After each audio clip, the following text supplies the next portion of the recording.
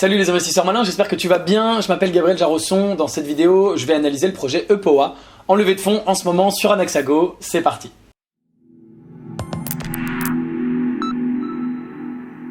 Je suis sur le site d'Anaxago, je suis comme d'habitude armé de mes critères d'investissement gagnants.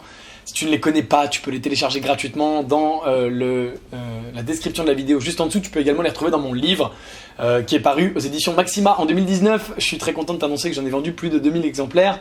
Et si tu veux ton exemplaire gratuit, je te l'offre. Le lien est également dans la description. Je te l'offre gratuitement. Je paye le livre. Tu as simplement à payer les frais de port. Le lien est juste en dessous dans la description. Alors, Epowa, c'est le leader de la fourniture de systèmes solaires autonomes au Cameroun. Ils ont déjà levé des fonds sur Anaxago en 2018 et j'avais fait un petit bout de vidéo qui parlait d'eux, mais là j'ai décidé de leur consacrer une vidéo entière. Donc je me souviens vaguement de ce qu'ils font, mais à part ça, j'ai pas réétudié le dossier. Je le fais comme d'habitude en direct avec toi. Et je me suis contenté de regarder cette petite vidéo qui est d'ailleurs la même vidéo que la dernière fois, qui t'explique que quand tu es dans un pays africain et que tu n'as pas d'électricité, et bien qu'il fait nuit, et bien évidemment c'est compliqué pour faire tes devoirs, comme tu vois ici, et que tu respires une lampe je sais pas quoi, à charbon qui te fait des fumées dans le visage et qui est mauvaise pour la santé. Évidemment, c'est quand même mieux d'avoir de l'électricité. Et donc Epowa, lancé en 2014, eh bien, ils installent des panneaux solaires et des systèmes solaires, notamment au Cameroun, pour fournir de l'électricité. Donc tout simplement. Donc ils avaient 4000 clients en 2018. Cette année, en 2019, ils attendent 2,4 millions d'euros de chiffre d'affaires. Alors j'aime beaucoup quand on dit attendu. Hein. Voilà, c'est un grand... voilà, comme d'habitude, c'est les mots sont les plus importants. En fait, on dit attendu, mais on est au mois de fin novembre, quasiment en décembre, donc ils doivent savoir où ils en sont.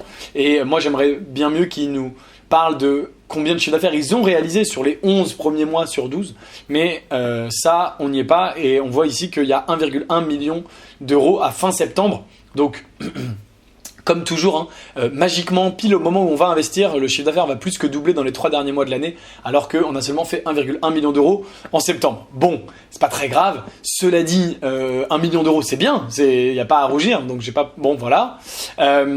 Et on va regarder tout ça ensemble. Donc, quel est le problème au Cameroun? Seuls 14% des foyers ruraux ont accès à l'électricité. La solution, Epowa propose aux familles qui vivent en zone rurale un système solaire pour leur foyer. Donc ils installent sur leur toit un panneau solaire.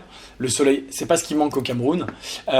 Qu'est-ce qu'on peut déjà tirer de ces informations? Donc bien sûr, le marché est malheureusement énorme. C'est toujours le genre de cas où malheureusement il y a plein de gens qui manquent d'électricité. Donc bon, tant mieux entre guillemets pour Epowa. En tout cas, il n'y a pas de souci. C'est bien sûr un produit physique, donc on n'a pas la scalabilité, les effets d'échelle des produits tech qu'on recherche chez Léonis. Et donc quand ils veulent installer 10 fois plus de panneaux solaires, il faudra produire 10 fois plus de panneaux solaires. La monétisation est tout à fait correcte puisque ils font 1 million d'euros de chiffre d'affaires et qu'ils sont capables effectivement ils vendent ces panneaux solaires tout simplement en les installant. Et ils ont une marge commerciale de 73% et une marge brute de 21%. Alors c'est un petit peu particulier puisque tu sais que moi j'ai un seuil de déclenchement du point vert ou du point rouge à 50%. Donc la marge commerciale elle est à 73%. On pourrait se dire bon bah tout va bien. Mais la marge brute elle est seulement à 21%, ce qui est quand même un petit peu plus embêtant.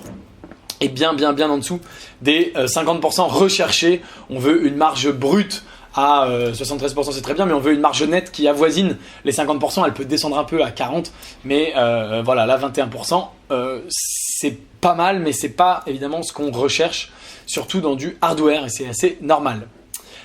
Quel est l'unfair advantage de Epowa? Et on va aussi aller regarder l'équipe.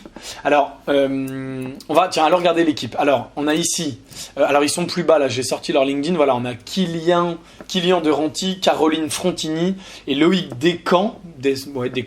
Et puis, on a Guylaine Zafak, alors qui est DAF, et je ne pense pas qu'elle soit associée, d'ailleurs je n'en suis pas certain, mais je me suis contenté d'ouvrir ces 3 profils. Je pense que c'est peut-être les 3 cofondateurs. On pourrait en fait regarder, alors attends, on va aller chercher Guylaine, on va regarder depuis quand elle est chez Epowa. Donc Epowa ça a commencé en 2014 et Guylaine elle est chez Epowa depuis, on ne sait pas, ouais. Mais tu vois que de 2014 à 2018 elle était investment analyst et que là depuis juillet 2018 elle était senior investment officer, donc ça confirme ce que je pensais. Elle est probablement pas cofondatrice de Epowa. Kylian, lui, il a commencé en novembre 2013. Donc j'avais cherché la dernière fois dans la vidéo, je m'en souviens, s'il avait une expérience entrepreneuriale préalable, il n'en a pas. Comme tu vois, en revanche, il a travaillé déjà dans l'énergie chez GDF Suez. Donc, ça reste le secteur de l'énergie, même si on n'est pas dans ni les panneaux solaires, ni le hardware, ni etc. Ensuite, on a Caroline, son associé cofondateur, qui sort de Supélec. Alors lui, Kylian, il a fait Grenoble, INP. Caroline, elle a fait Supélec. Elle est cofondatrice depuis 2013. Avant, elle travaillait à la World Bank. Pas mal. Et au CEA, Centre de l'énergie atomique. Donc, à nouveau, elle était rattachée à l'énergie. Elle a fait ça pendant 1 an et demi à Washington. Bon, pas grand chose à voir, pas d'expérience entrepreneuriale préalable non plus. Et enfin, on a Loïc qui est là, voilà, donc qui est probablement pas cofondateur, qui est membre du board, mais qui est arrivé après. Donc on va pas s'attarder sur son profil. Donc on a Caroline et Kylian. Caroline est une ingénieure, Kylian est un ingénieur également. Donc des profils pas complémentaires, pas d'expérience entrepreneuriale préalable et pas d'expérience dans le secteur à proprement parler. Ils sont peut-être visiblement rencontrés à Washington tous les deux, puisqu'il était aussi Kylian à Washington. Bon, c'est marrant. Pourquoi pas. Mais l'équipe est pas mauvaise fondamentalement, mais c'est pas une équipe que je qualifierais d'extraordinaire. Et pas très complémentaire. 2 ingénieurs, pas d'expérience entrepreneuriale préalable. Donc l'équipe, je vais mettre un point négatif, malheureusement. Alors, remontons à tout ça et voyons voir ce qu'il se passe. Donc je suis à la recherche d'un unfair advantage. Qu'est-ce qui fait que si toi et moi demain on s'appelle, tu dis tiens Gabriel, j'ai vu ta vidéo YouTube, ça me plaît, on va aller installer des panneaux solaires au Cameroun ou ailleurs en Afrique de l'Ouest. Qu'est-ce qui fait que c'est EPOA qui va gagner sur le long terme et que c'est pas nous qui allons prendre le marché? Alors l'opération apparemment est valorisée en dessous de 10 millions d'euros en pré-monnaie. On va en reparler au moment tout à l'heure de la valorisation, l'avis d'Anaxago, notre conviction, d'accord, l'équipe, et j'aimerais donc le marché, la taille c'est 525 millions, je cherche bien sûr un unfair advantage, l'univers concurrentiel, ils n'ont pas de concurrent direct proposant de tels services, d'accord. Une opportunité, les modalités d'investissement. Donc par ailleurs, si tu veux investir, c'est à partir de 1000 euros sur Anaxago dans les prochaines semaines. D'accord. Il réalise une levée de fonds de 2,8 millions d'euros et 300 000 euros sont réservés à Anaxago. D'accord. Son chiffre d'affaires 2018, 750K, une marge commerciale, après retrait des coûts de service, d'acquisition et de marchandises. Bah oui, mais si tu comptes pas les coûts de marchandises dans ta marge, ça, voilà, ok.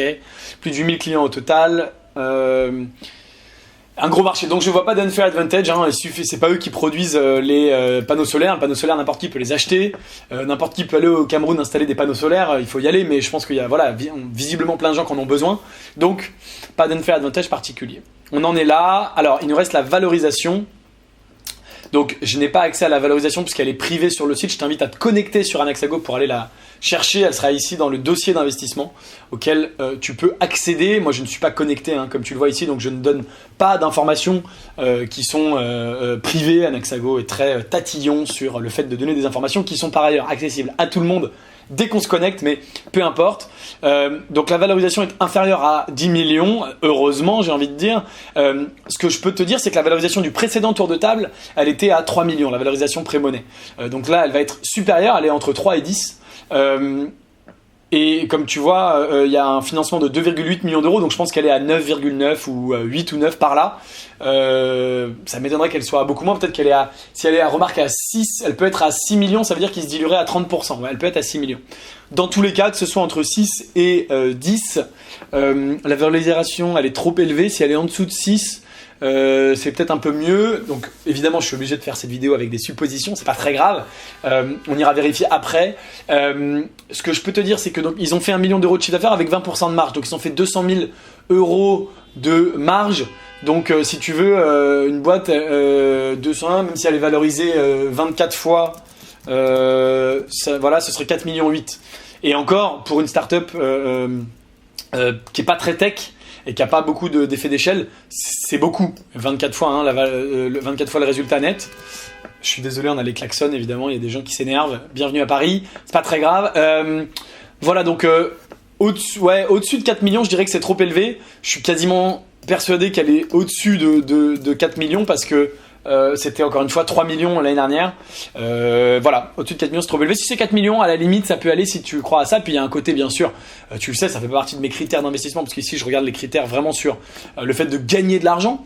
Mais il y a un critère sympa de bien sûr fournir de l'électricité à des foyers camerounais. C'est toujours intéressant, cool et plutôt une bonne action et des gens que ça aide énormément et ça c'est évidemment important. Voilà, j'ai pas parlé de la traction. 1 million d'euros de chiffre d'affaires après 5 ans, 6 ans presque d'activité, c'est pas non plus gigantesque, donc je mets un non mais qui est un petit oui en disant bon il y a quand même 1 million d'euros de chiffre d'affaires, donc c'est bien, c'est pas zéro, c'est pas énorme au bout de 6 ans hein, quand on voit des trajectoires de start-up, on veut espérer que ça aille plus vite. Et d'ailleurs eux ils te disent que dans les 3 ans qui suivent l'investissement comme par hasard, là ils équipent 4000 clients mais ils vont avoir 1 million de foyers dans les 3 ans. Ces 6 dernières années ils n'ont pas démontré une vélocité, une vitesse folle et donc une traction. La traction ça prend le nombre de clients mais ça prend aussi en compte la vitesse. C'est pour ça que je mets plutôt non parce que la vitesse c'est pas énorme. Voilà pour mon analyse de Epowa, j'en ai terminé. Alors dis-moi en commentaire ce que tu penses de Epowa et puis surtout si tu veux investir dans des dossiers extrêmement tech avec une très très forte croissance qui ne sont pas sur les plateformes, et bien tu peux rejoindre le club privé Léonis Investissement. On investit dans des startups, dans une quinzaine de startups par an en France et dans la Silicon Valley à partir de seulement 2000 euros par personne hein, tu peux investir, là c'est 1000 euros sur Anaxago, chez Léonis c'est 2000. Tu peux investir voilà, à partir de 2000 euros dans des startups exceptionnelles qui ne sont pas sur des plateformes que je déniche. Donc si ça t'intéresse, le lien est dans la description. Et pareil, si tu veux savoir si j'investis ou pas dans Epowa, eh bien tu auras ma réponse dans ce club privé. Le lien est juste en dessous dans la description. Merci d'avoir regardé la vidéo jusqu'au bout. Si elle t'a plu, bien sûr, aime-la, partage-la, abonne-toi à la chaîne YouTube Léonis si c'est pas encore fait. Et je te dis à très bientôt pour une prochaine vidéo. Ciao.